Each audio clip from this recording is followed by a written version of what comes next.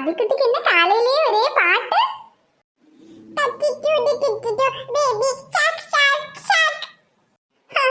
Baby shark பாடுனதெல்லாம் மதி. வா மக்களுக்கு அம்மா இட்லி ஊட்டி விடுறேன். அடிக்கிட்டு அபிமா வா வந்து சாப்பிடுங்க. அம்மாக்கு நிறைய வேலை கிடக்குமா. இட்லி சூடா இருக்கு, அம்மா தாரேன். 2 இட்லி சாப்பிடு.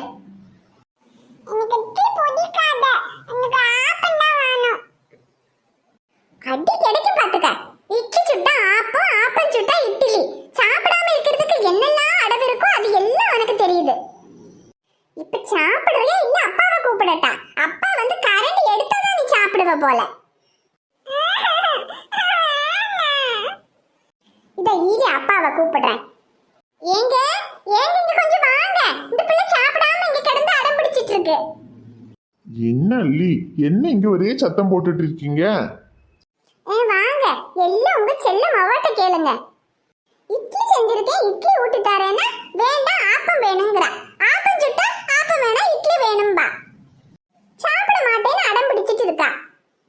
என்ன அபிக்குட்டி, சாப்பிட மாட்டேன்னு சொன்னியா? அப்பா கரண்டி எடுக்கணுமா? பாரு, புள்ள சாப்பிடுறேன்னு சொல்லிட்டா. நல்ல பாசத்தோட சொன்னா எல்லா மக்களும் கேட்கும். இப்படி தொண்டையை திறந்துக்கிட்டு கத்திக்கிட்டு கிடந்தா எந்த பிள்ளை கேட்கும்? யாரு நான் தொண்டையை திறந்துட்டு கத்துறேனா? ஆமா, நானும் பாசத்தோட தான் சொன்னேன். அவ எங்க கேக்குறா? சொல்றவங்க வந்து சொன்னதானே கேக்குறா. அம்மா எனக்கு பாத்திக்கு கள்ளி குட்டி ஆளுக்கு தகுந்த மாதிரி நாடகம் போடுறதுக்கு உங்களுக்கு நல்லா தெரியும். சரி இரு, அம்மா போய் இட்லி எடுத்துட்டு வரேன். இந்த மக்களே, அம்மா இட்லி கொண்டு வந்திருக்கேன், சாப்பிடு. எனக்கு இட்லி வேண்டாம், ஆப்பம் தான் வேணும். கடவுளே, திரும்ப முதல்ல இருந்தா. ஐயோ, இந்த குட்டி நண்டு சாப்பிடுறதுக்கு என்ன பாடா படுத்துது. இது இப்படி எல்லாம் பண்ணுதுன்னு இவ அப்பாட்ட சொன்னாலும் நம்ப மாட்டாரு. அப்பா வந்தது அப்படியே நல்ல பிள்ளை கணக்கா நடிப்பா. சிரிக்கிறத பாரு நண்டு.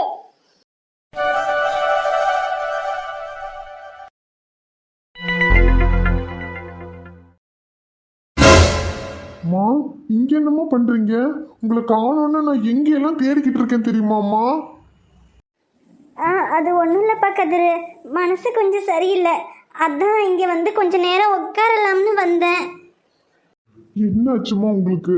உங்க மனசு கஷ்டப்படுற மாதிரி நாங்க ஏதாவது பண்ணிட்டோமா? நாங்க என்ன பண்ணோன்னு எங்களுக்கே தெரியலம்மா.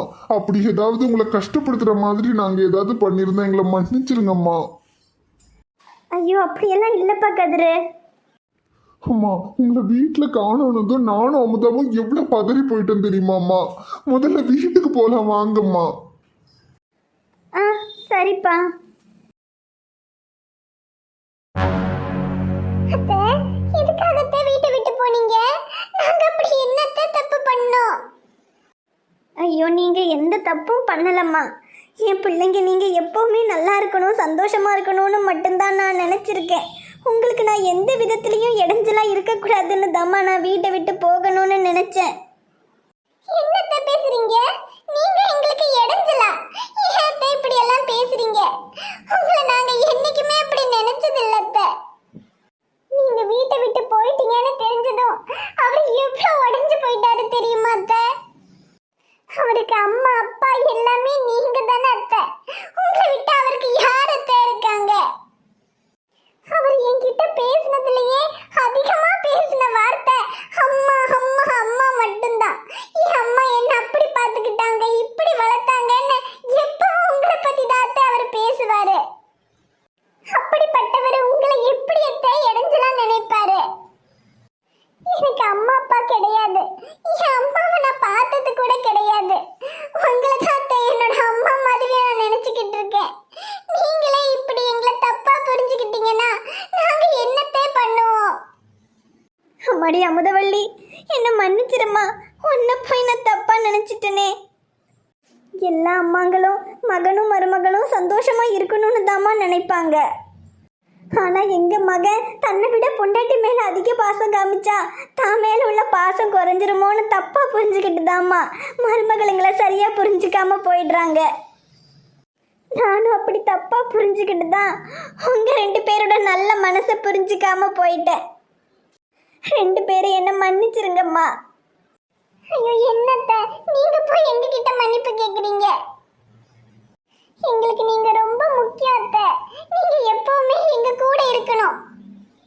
எங்க வாழ்க்கையில நடக்கிற நல்லது கெட்டது எல்லாத்தையும் பார்த்து எங்களுக்கு துணையா என்னைக்குமே நீங்க எங்க கூட இருக்கணும் அத்தை. அழாதம்மா அமுதவள்ளி. கதிருக்கு 10 வயசு இருக்கும்போது கதிரோட அப்பா இறந்துட்டாரு. அதுக்கப்புறம் இந்த பிள்ளையை எப்படி வளர்த்து ஆளாக்க போறேன், இந்த உலகத்துல நான் என்ன பண்ண போறேன்னு ரொம்ப பயந்தேன். ஆனா என் மவன் அந்த வயசுலயே அம்மா உன்னை நான் பாத்துக்கிறேன்னு சொல்லி வேலைக்கு போனவன் என் மவன். என் புருஷன் உயிரோட இருந்திருந்தா என்னை எந்த அளவுக்கு நல்லா வச்சு பார்த்துட்டு இருந்திருப்பாருன்னு எனக்கு தெரியல. ஆனா அதை விட என் மகன் என்ன அவ்வளோ நல்லா பார்த்துக்கிட்டான். ஒரு நேரம் தலைவலி காய்ச்சல்னு படுத்தா ஒரு பொண்ணு இருந்தா என்னை எந்த அளவுக்கு பார்த்துக்குவாளோ அதே போல என் மகன் கதிர் என்ன பார்த்துக்குவான். ஆனா என்னதான் இருந்தாலும் ஒரு ஆம்பளை பையன் இப்படி கிடந்து கஷ்டப்படுறானேன்னு நினைக்கும் போதெல்லாம் எனக்கு ஒரு பொண்ணு இல்லையேன்னு நான் வருத்தப்பட்டதுண்டு. ஆனா அந்த குறைய தீர்த்து வைக்கிறதுக்காக தான் அந்த கடவுள் உன்னை எனக்கு மருமகளா கொடுத்துருக்காரு. இனி நீ எனக்கு மருமக இல்ல, என் மக. இனி நீ எதுக்கும் அழக்கூடாது, கண்ணை தொடச்சிக்கம்மா. இனி நம்ம வீட்டுல என்னைக்குமே சந்தோஷம் மட்டும்தான் இருக்கணும். சின்னஞ்சிறு கூட்டுக்குள்ள சொர்க்கம் இருக்கு. அட சின்ன சின்ன அன்பில் தானே ஜீவன் இன்னும் இருக்கு. பட்டாம்பூச்சி கூட்டத்துக்கு பட்டாயிருக்கு. அடவாசம் மட்டும் போதும் கண்ணே, காசு பணம் எண்ணத்துக்கு. பச்சை கிளிகள் தோளோடு பட்டு கிலோ மடியோடு பூலோகம் ஆனந்தத்தின் எல்லை. இந்த பூமிக்கு கண்ணீர் சொந்தம் இல்லை.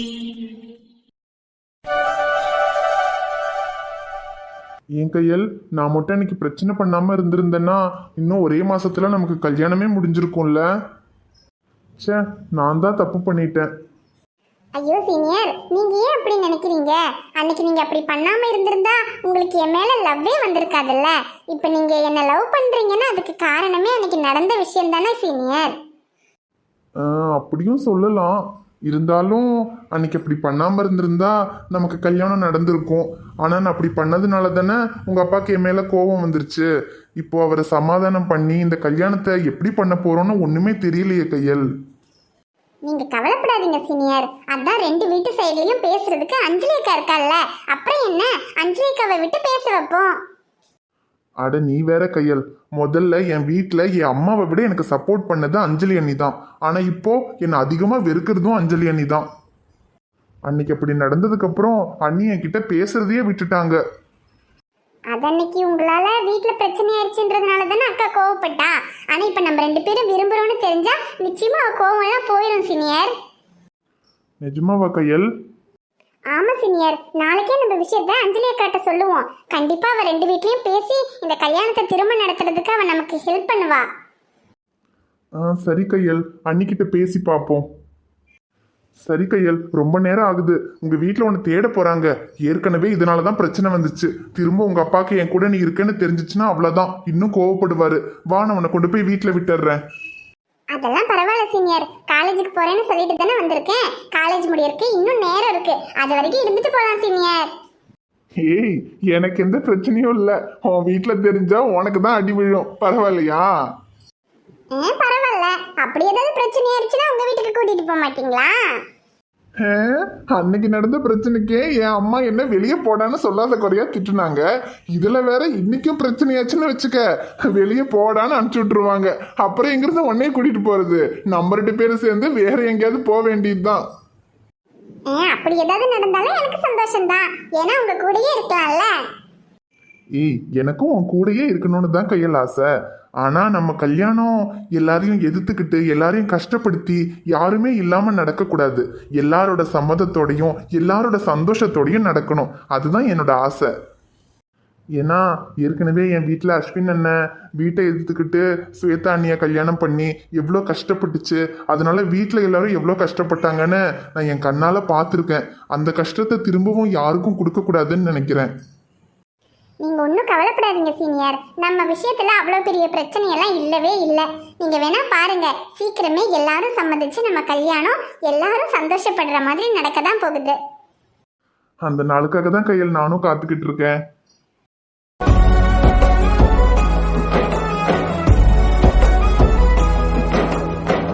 எங்க வீடியோ உங்களுக்கு பிடிச்சிருந்தா மறக்காம வீடியோவுக்கு ஒரு லைக் போடுங்க ஃப்ரெண்ட்ஸ். நீங்க போடுற அந்த ஒரு லைக் இன்னும் நிறைய பேர் நம்ம வீடியோவை பார்க்கிறதுக்கு ரொம்ப உதவியா இருக்கும். நம்ம வீடியோவை பார்த்து கமெண்ட் பண்ற எல்லாருமே என்னோட அக்கா தங்கச்சி அண்ணன் தம்பி தான். உங்க கமெண்ட்டை வந்து ஒரு நாளைக்கு யாராவது ஒருத்தர் கமெண்ட் நான் பார்க்கலனாலும் ஏன்டா அவங்க கமெண்ட் பண்ணலன்னு நான் யோசிப்பேன். அதனால எல்லாரும் மறக்காம கமெண்ட் பண்ணுங்க. அப்புறம் வீடியோவை உங்க ஃப்ரெண்ட்ஸுக்கு ஃபேமிலிக்கு எல்லாருக்கும் ஷேர் பண்ணீங்கன்னா இன்னும் எங்களுக்கு பெரிய உதவியா இருக்கும். அப்புறம் சேனலை நீங்க இன்னும் சப்ஸ்கிரைப் பண்ணாம வீடியோ பார்த்துட்டு இருந்தீங்கன்னா சேனலை சப்ஸ்கிரைப் பண்ணிட்டு பாருங்க. சப்ஸ்கிரைப் பண்ணுனீங்கன்னா நம்ம உறவு இன்னும் எப்பவுமே நீடிக்கிறதுக்கு அது உதவியா இருக்கும். ஓகே ஃப்ரெண்ட்ஸ், நாளைக்கு இன்னொரு புதிய வீடியோல பார்க்கலாம். Bye friends.